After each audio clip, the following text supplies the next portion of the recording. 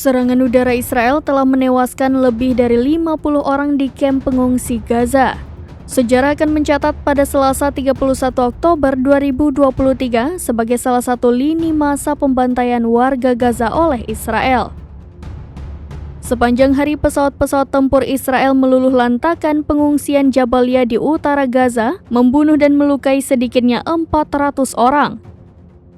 Keterangan itu diungkapkan Kepala Rumah Sakit kepada Al Jazeera. Kementerian Kesehatan di Gaza mengatakan lebih dari 50 orang tewas dan puluhan lainnya terluka dalam pemboman Israel.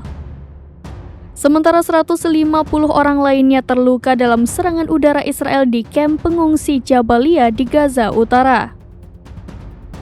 Israel mengklaim bahwa pasukannya sedang melawan orang-orang bersenjata Hamas di dalam jaringan terowongan militan yang luas di bawah Gaza ketika serangan udara tersebut terjadi.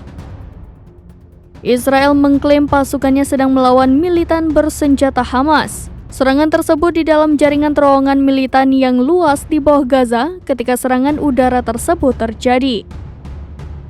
Sementara itu, terus terjadi pertempuran di wilayah kecil Gaza yang dikuasai oleh Hamas.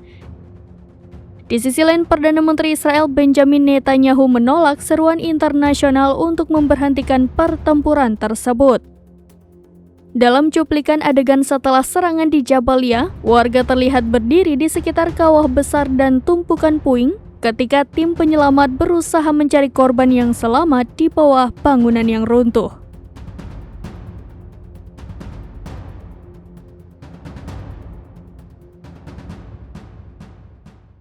Download Tribun X sekarang, menghadirkan lokal menjadi Indonesia.